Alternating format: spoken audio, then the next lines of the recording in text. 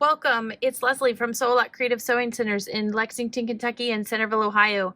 I have had some questions about a post I created using the laser stitch guidelines on the Creative Icon 2. So I am going to give you a quick little rundown of the projection setup menu and how you can use those guidelines to create quilting without having to mark your fabric. So here we go. So on the Creative Icon 2, you have two options. There's a button on the front of the machine above the Start Stop button, or a button on your screen in the menu that will turn your projection setup on. It's this one right above the stitch menu on your toolbar. So we're just going to select that. When we turn this button on, it's going to open up the projection setup menu. The same thing's going to happen if we touch the button on the front of the machine for projection setup. So you just have two access points. When you do that, anytime you see something highlighted in the peach, that's what's active. So right now, or inactive. Right now, the off is inactive for the whole projection system.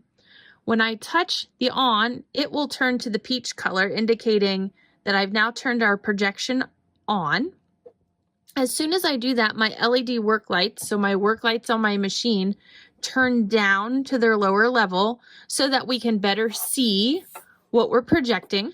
And then we have some options. We have our projection brightness options. So we've got low, medium, and high. I tend to keep mine on high. You can create a background color, so it will actually project a block of color or the absence of color behind what we're projecting, whether that be our stitch, our grid, or our stitch guidelines. Just gonna leave that set where it is. And then underneath, we can see all of our little tools or areas. So anytime an arrow, one of these arrows is pointing down, that means that section or that line is open so that we can do some work with it. If we touch that drop down arrow and it turns to a right pointing arrow, that's going to close up that section of the menu and allow us to open up additional areas. My grid is currently turned off. I can tell that because it's purple here in the long line, and when I open it, my off is in that peach color. I'm going to go ahead and leave that off for now because we're just going to do a quick rundown of the whole menu, but really what we're going to focus on today are those stitch guidelines. We'll come back and do some videos with the grids as well as the stitch preview at a later time. So I'm going to go to Stitch Guideline 1, which again, I can currently see all of these projection tools are turned off. My projector is turned on, but my tools in my projection are turned off currently. So I want to turn on and make some adjustments to my Stitch Guideline 1. So I'm going to turn it on by touching the on button, turning that peach color, and then that whole line turns peach to indicate what's on. I can choose what color I want my Stitch Guideline to be. There are some quick color options down here in the corner. So depending on the color of your fabric that you're using, you may want to change the color of your guideline. We'll just set this one to red, and then we're going to touch OK to activate that. We can set the length of our guideline. I'm going to go ahead and leave mine at the maximum setting. So my plus is grayed out at 100 millimeters. I figure it's not going to hurt me to have it as long as I can get it. And then the width is actually for the width of that laser or that stitch guideline, how thick it is. So you can increase that and make it thicker, or decrease it and make it thinner, depending on what you're working on and how much you want projecting onto your fabric. You can set the vertical position and the horizontal position where that actually sits when it's projecting down onto the fabric. And we can also set the angle of the line. So it can be straight, it can be at an angle, so that when you're stitching, you can stitch off at different angles to create different appearances and looks. So right now I've got my guideline set at 0 on the angle, and I have it at my 0 horizontal position. So if I check that with my foot, I want to make sure that's lining up with my center needle position. And we'll take a look at that in a minute. I'm going to touch the arrow just to close up that menu. And again, you can see this. Purple is off, grid off, Stitch Guideline 1 on, Stitch Guide 2 off. But we're going to turn it on. So we're going to touch the drop down of that one and go in and turn it on as well. we can choose the color, so we can differentiate and pick a different color for our second line. Again, we can adjust the thickness of that line. We can set its position. This one I have set a little further over, and I'm still going to have it set on the straight angle. So now, by setting these up the way I have created 2 guidelines on my fabric that I will be able to stitch quilting lines with at a 1/2 inch apart. And the only thing I'm ever going to have to mark is my first line, which I usually do down the center. I mark it so that I can sew nice and straight. Once I've got that nice straight line, then I'm going to use my stitch guidelines and set my immobile one that's off to the right on my stitch that I've created, and I'm going to follow the one that's at my center point. So I'm going to show you how that works.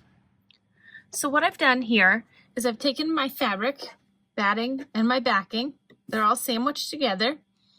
I've created one line with a wash away marker down the center, and then I've put my first stitch guideline, the one that's lined up with my center needle position, on that line I just created.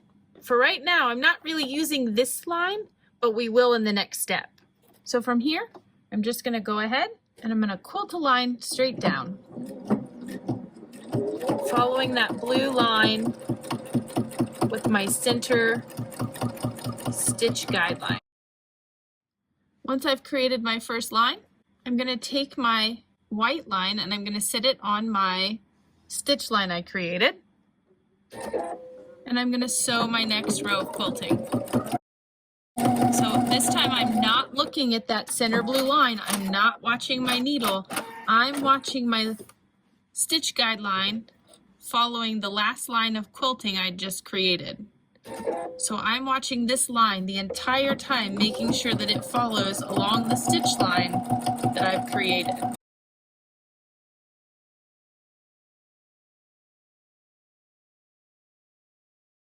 And I'm just going to repeat this all the way across the left side of my fabric. And then when I get all the way across this side, I'm going to turn my fabric. I'm going to set this one that I have, this guideline that I have set at a 1/2 inch back on my center mark that I stitched. And I'm going to stitch everything out to the left. And I'm just going to keep going. And you can see how easy it is to create that nice, evenly spaced set of quilting stitches. So this is just one sample of something that has been quilted using those guidelines. It just makes it a whole lot easier, quick, and very smooth to create whatever size channel quilting that you'd like to. Thanks for joining me for this quick and simple video on how to turn on 2 stitch guidelines on your Creative Icon 2 using the projection system. There's a lot more that the projection system is able to do, and we can definitely address those things in additional videos, but this was just a question we had about creating evenly spaced quilting without using any other kind of guide or bar or marking everything. So you can easily do this now with your Creative Icon 2 using the 2 stitch projection guidelines. I hope that you enjoyed, and I hope this helps. Thanks.